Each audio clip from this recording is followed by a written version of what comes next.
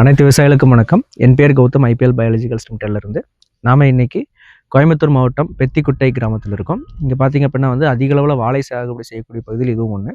இப்போ இங்கே பார்த்தீங்க அப்படின்னா நம்ம வாழையில் அதிகமாக நம்ம ஃபெர்டிலைசர்ஸ் கொடுக்குறோம், அதே மாதிரி பெஸ்டிசைட்ஸ் கொடுக்குறோம். அதாவது முழுமையாக அதுக்கப்புறம் பார்த்து நம்ம அதிகமாக யூஸ் பண்ணக்கூடியது என்னென்னு பார்த்தீங்கன்னா வளர்ச்சி ஊக்கிகள்னு சொல்லுவாங்க, அதாவது பயோஸ்டிமுலன்ஸ். இது கொடுக்கறதுனால என்னென்ன பெரிய யூஸஸ் அப்படின்னு சொல்லி நம்ம பார்க்க போகிறோம். இதில் பொதுவாக ரெண்டு மேஜராக 2 பயோஸ்டிமுலன்ஸ் யூஸ் பண்ணுவாங்க. ஒன்று அமினோ ஆசிட்ஸ், இன்னொன்று ஜிப்ரலிக் ஆசிட். இது ரெண்டுமே பயிருக்கு அத்தியாவசியமாக தேவைப்படக்கூடிய ஆசிட்ஸில் ஒன்று. இதில் ஜிப்ரலிக் ஆசிட்ஸ் நீங்கள் கொடுக்கறனால என்ன ஆகும்னு பார்த்தீங்க அப்படின்னா செடியோட வளர்ச்சிங்கிறது நல்லாயிருக்கும். 2வது அந்த பிடிக்கக்கூடிய பூக்களை காய்களாக மாறக்கூடிய தன்மையும் ஜாஸ்தியாக இருக்கும். அதுக்கப்புறம் பார்த்தீங்கன்னா அமினோ ஆசிட்ஸ் இது நீங்கள் கொடுக்கறனால என்ன ஆகும்னு பார்த்தீங்க அப்படின்னா செடியில் ஒளிச்சேர்க்கை நடக்கிறது நல்லா துரிதமாக இருக்கும். 2வது அதோட வேர் வளர்ச்சி நல்லாயிருக்கும். அதுக்கப்புறம் பார்த்தீங்க அப்படின்னா செடியோட இயல்பான வளர்ச்சிங்கிறது எந்த அளவில் இருக்குமோ அந்த அளவுக்கு அது கட்டுப்படுத்தி வளர்த்தப்படும். அதே மாதிரி பார்த்தீங்க அப்படின்னா சீரான அளவில் இந்த செடிகள் வளர்றதுக்கும் இந்த ஆசிட் உபயோகமாக இருக்குது.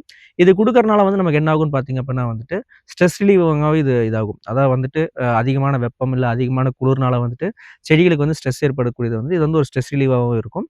ஸோ இந்த மாதிரியான நம்ம பயோஸ்டிமுலன்ஸை நம்ம கொடுக்கும்போது பார்த்தீங்க அப்படின்னா நமக்கான ஒரு நல்ல வளர்ச்சி ஏற்படும்.